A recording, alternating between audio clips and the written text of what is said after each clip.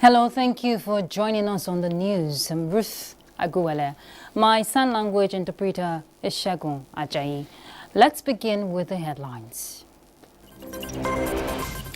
Federal government supports smallholder farmers who lost their ginger plantations during the outbreak of disease. As 22 justices step up to the Court of Appeal, Chief Justice of Nigeria urges judicial officers to always dispense justice without fear or favor.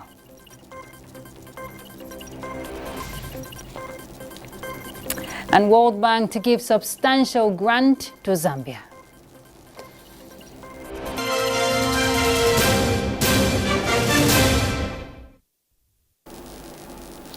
The recently appointed federal permanent secretaries have been inaugurated.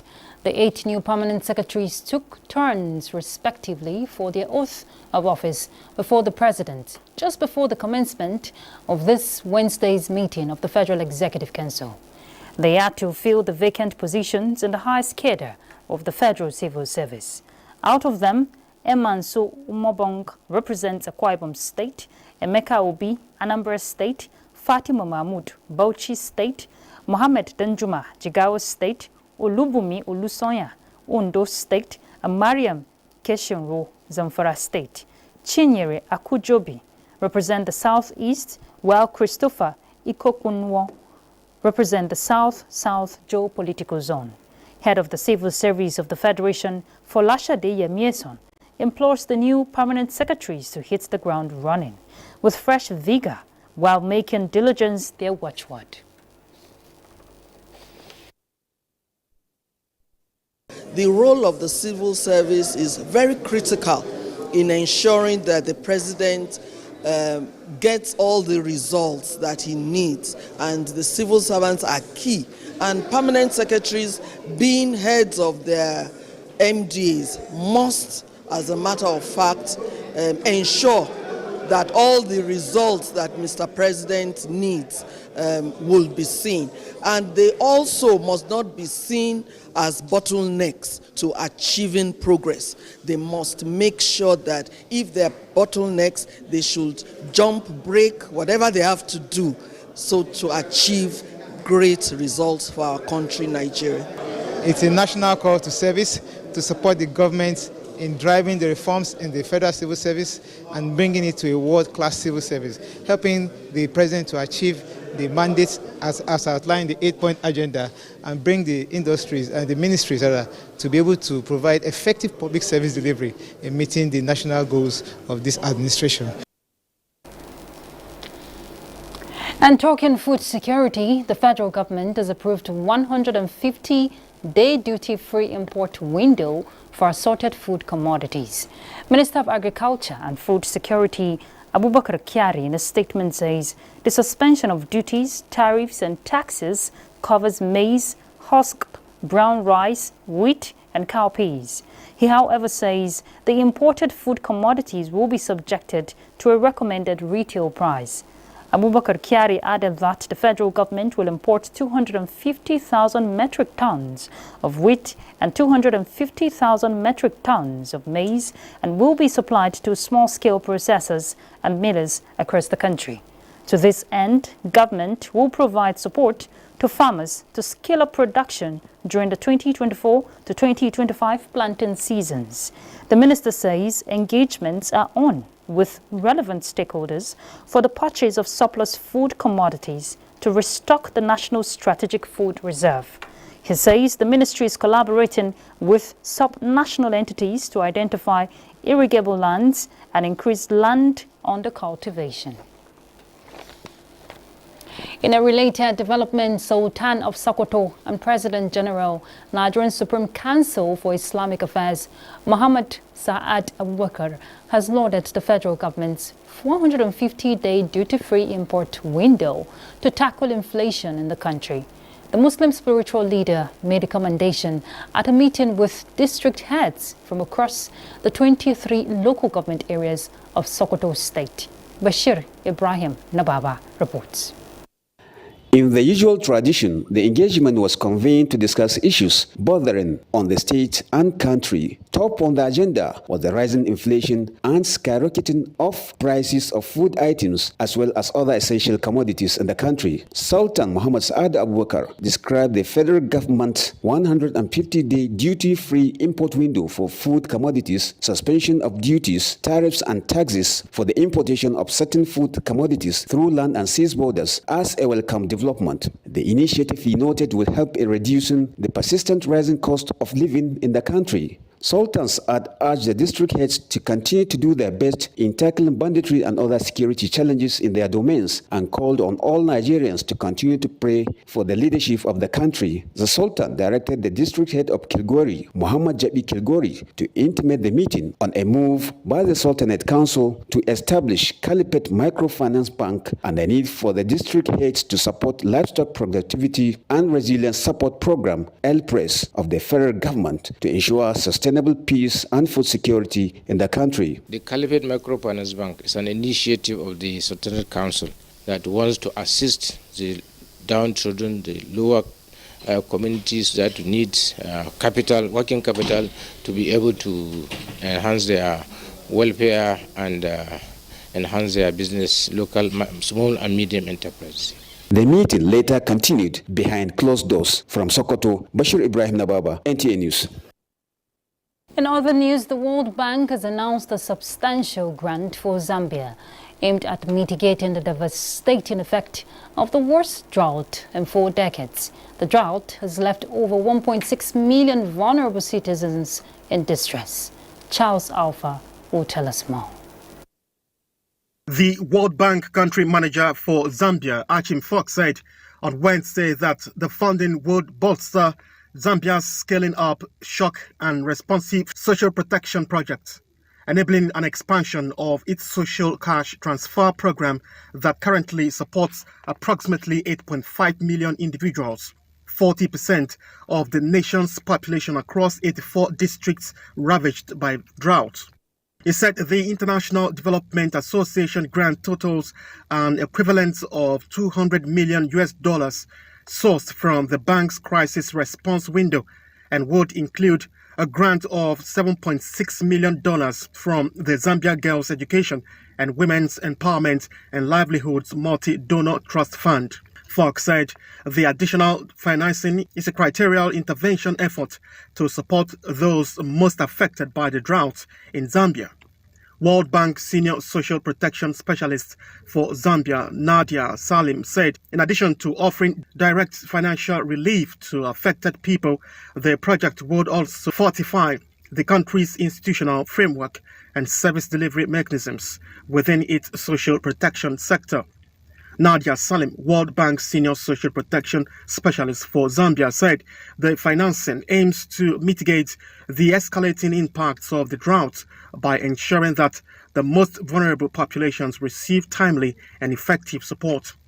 Zambia is experiencing one of the worst droughts in more than 400 years, which has resulted in poor harvest during the just ended 2023-2024 agricultural season, increased livestock death and worsening poverty.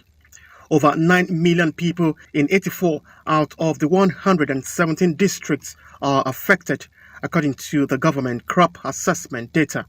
Charles Alpha, NTA News. A representative to the UN, Vasily Nebenzia, has accused Western countries of indulging in verbal gymnastics to protect Kyiv and media hype. He reiterated claims that Ukrainian air defenses were to blame for the destruction of a children's hospital. Here is Charles Alpha again. Vasily Nebenzia, during a Security Council meeting on Tuesday, said most likely they have seen numerous analyses of what happened on video and photographs, which clearly indicate that this was a Ukrainian air defense missile. He told members of the United Nations Security Council that is where the miracles of verbal gymnastics stem from, which Western members of the Security Council demonstrated in order to protect Kyiv regime. Vasily Nebenzia said from Ukrainian telegram channels, which he says had claimed that Kyiv was ramping up coverage of the hospital to distract from other heats and questions on why military facilities are neighboring presidential areas and hospitals. He said everyone saw that it was an intercepted missile that fell on the hospital, which is intended to create a media hype in the Western press ahead of the NATO summit. The UK, France, US and Ukraine accused Russia of hitting the hospital. UK's Barbara Woodward called it cowardly depravity, while the US Linda Thomas Greenfield described it as chilling. Ukrainian Sergei Kipslitsia accused Russia of carrying out a war crime. Biden kicked off the summit by announcing Washington will provide Ukraine with an additional Patriot air defense system. He says the war will end with Ukraine remaining a free and independent country and Russia will not prevail. Biden said this at a ceremony in the room where NATO's founding treaty was signed in 1949. The U.S. pledge comes on top of 2 new Patriot systems already being given by Germany and Romania. The United States, Germany, and Italy will provide Ukraine with the equipment for 5 additional strategic air defense systems. And in the coming months, the United States and our partners intend to provide Ukraine with dozens of additional tactical air defense systems. This NATO summit is an opportunity for allies to stand together to strengthen their resolve, particularly in light of that appalling attack against Russian aggression. Biden said in a joint statement with other leaders that the air defenses will help to protect Ukrainian cities, civilians and soldiers, adding that they would look to send dozens more shorter-range systems in the coming months. Ukraine has for months been clamoring for 7 additional Patriot systems to help protect against devastating Russian strikes 2.5 years into the invasion. In the meantime, NATO chief Jens Stoltenberg has urged countries across the alliance to maintain their backing of Kyiv. Charles Alpha, NTA News. The 10th Nation Forum on World Civilizations kicked off on this Wednesday with the theme of traditional culture and modern civilization. The forum aims to provide solutions to better address global challenges and promote the progress of human civilization. The 2-day forum takes place in Khufu, the birthplace of the prominent Chinese philosopher Confucius in East China's Shandong province.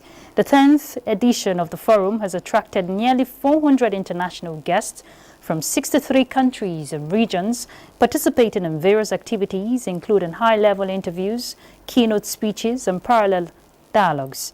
The forum also features 6 sub-themes, including civilizational exchange and mutual learning under global challenges.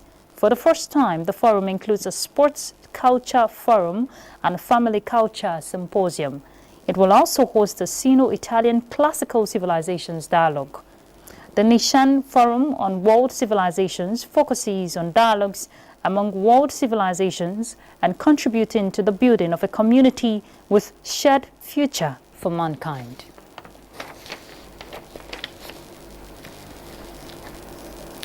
Some dairy farmers are resisting Michigan's nation-leading efforts to stop the spread of bird flu for fear that their incomes will suffer from added cost and hurt rural Americans. Well, the government's restrictions, which include tracking who comes and goes from farms, are rekindling unwanted memories of COVID-19 in Martin and other small towns in central Michigan. The report. The state has 2 of the 4 known cases in humans, all dairy workers, since federal authorities confirmed the world's first case in U.S. cattle in late March. The state has tested more people than any of the 12 states with confirmed cases in cows. This is according to a survey of state health departments. Testing policies vary by state. Public health experts fear the disease has the potential to turn into another pandemic just a few years after COVID-19. As those worries mount, the acceptance and success or failure of Michigan's proactive response is being watched by other states looking for a roadmap that goes beyond federal containment recommendations. More than a dozen interviews with Michigan producers, officials, researchers, and industry groups, along with parliamentary data, show limited dairy farmer participation in effort to stem and study the virus. In some cases, calls from local health officials go unanswered. Money for dairy farm research is left unclaimed, and workers still milk cows without extra protective gears. Charles, Alpha, NTA News. All right, let's take a break. We're back in a moment. Thank you for staying tuned.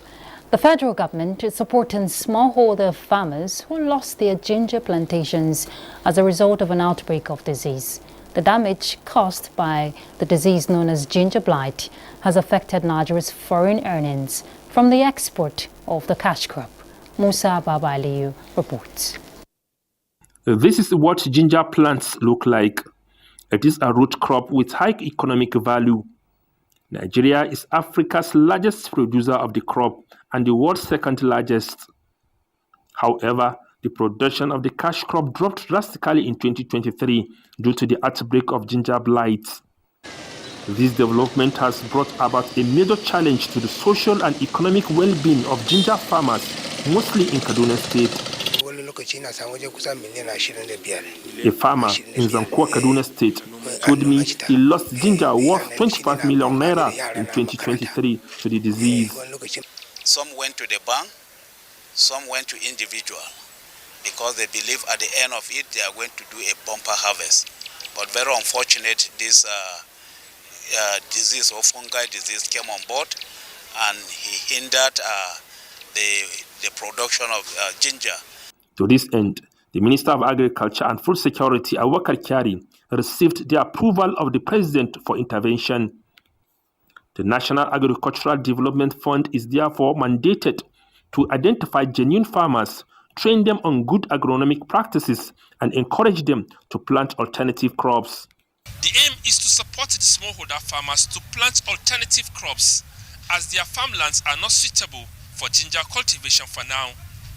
They are being supported with fertilizer, improved seeds, and chemicals. We basically concentrated on those that own the smallest hectareage in terms of farmlands to benefit from this particular intervention. And we've done this in 3 local governments that covered at least all the 7 local governments that were affected. 5,000 farmers with 0.5 to 1 hectares have been supported. We'll now use this fertilizer to produce an alternative crop that will give them the opportunity to begin to secure ginger seeds whenever the disease is over.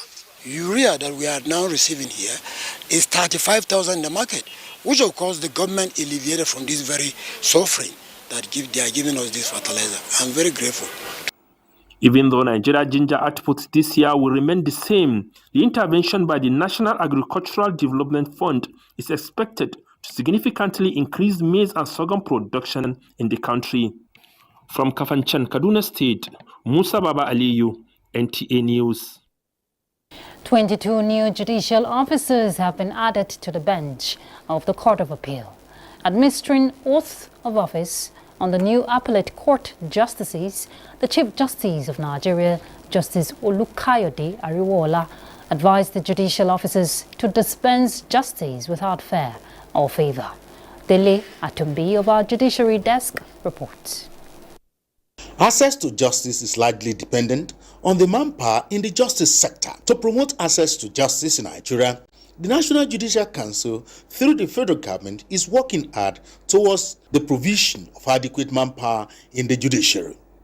Just recently, the Supreme Court, with the approval of President Bola Ahmed Tinubu, has the full complement of the justices of 21 as stipulated in the Constitution of the Federal Republic of Nigeria 1999 as amended.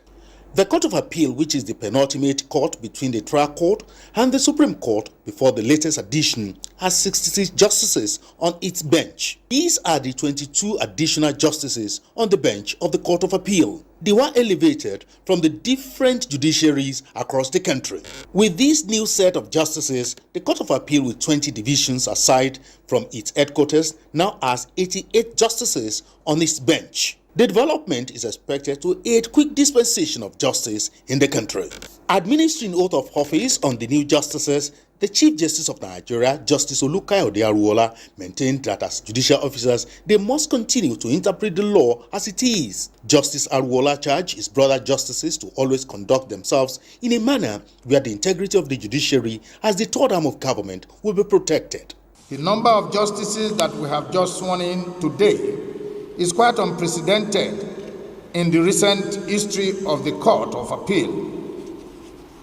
The last time we recently had a large number like this was on the 28th June, Monday 2021, when 18 justices were sworn in.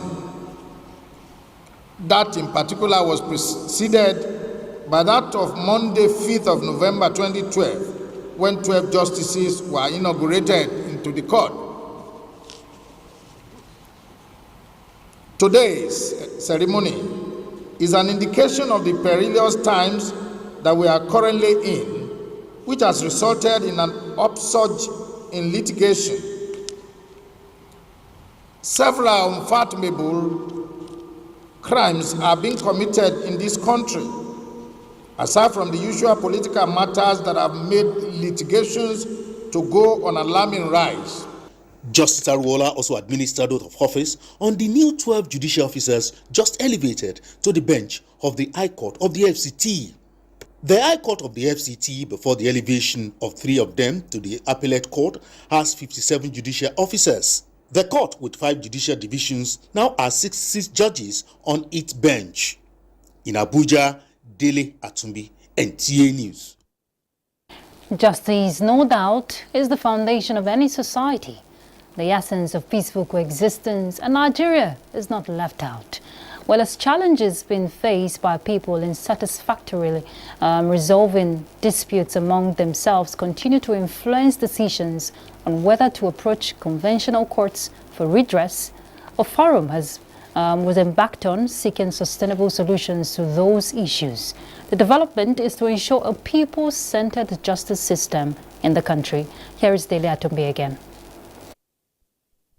Before the enactment of the Administration of Criminal Justice Act 2015 in Nigeria, the process of delivering justice from the point of arrest, conducting investigations, along with court proceedings was slow, allowing some defendants to slip through the fingers of the law. For instance, a typical trial could take years before judgment is delivered. Despite recent observed reforms, the confidence of many litigants in the efficacy and efficiency of the justice system is still shaky.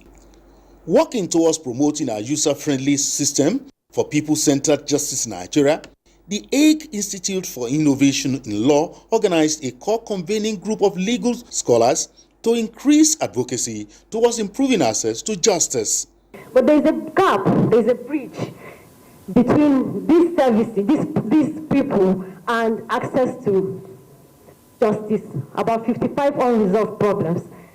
And when you talk about access to justice, you are talking about what is required for the people to be able to access justice. And that is in terms of how close, for instance, they are to the institutions that can support them to obtain justice. The People-Centered Justice Programming Initiative for Nigeria aims at entrenching community-based dispute resolution in partnership with relevant key players in the justice sector. Already, Imo, Ogun, and Kaduna states have indicated strong desire to be part of the scheme, thereby utilizing the keys of progressive legal policies and effective data through adequate funding. So now we're asking the question of what can we do to increase access to justice using people-centered justice approach. And we believe that this is doable if the basic things are done, one of which is reduction in over-reliance on the formal justice sector. With the mindset that justice is not good if it is complicated or perceived as unfair, the vision of the nation to engender legal reforms will remain a mirage. Experts say restoring the confidence of the people in the justice sector is a task for all in the society. In Abuja, Dele Atumbi, NTA News. The Nigerian Television Authority says the propagation of the country's cultural values and customs will continue to be on the front burner in preserving the nation's rich heritage towards the promotion of unity and diversity. Director General of the NTA, Salihu Abdulhamid Dambas, was speaking when he received in audience the Executive Secretary of the National Institute for Cultural Orientation, Biodun Ajiboye, and his team. Tokbe Alabi reports. To build a nation is to sustain historical values its people cherish, and this, the NTA says, remains top-notch in its mandate in propagating culture and tradition. The Executive Secretary, National Institute for Cultural Orientation, Biodun Ajiboye, believes Nigeria's cultural elements and heritage are limitless, with millions of viewers from the global stage. We must realize that a person is first a cultural being before becoming a citizen of a country. We can't even talk about patriotism and nationalism if we don't appreciate our cultural identity. And until we as a people come to a point to realize our cultural identity, we cannot form a component of our national identity. NTA's Director General Salihu Abdulhamid Dambas says through its program contents and news reportage, the organization will continue to run an inclusive and participatory platform. We always try to propagate and also encourage our cultural diversities and of course the values that we attach to them. So it is in this line that I would like to assure you and your management that of course we'll continue to do what we are doing, but I think we'll do better by way of collaborating between the two organizations. There are expectations that NTA and NICO's strategic partnership will rejuvenate Nigeria's cultural heritage and values, which will rebrand Nigeria's image in the outside world. In Abuja, Tokbe Alabi, NTA News. All right, let's find out how Thursday's weather will look like.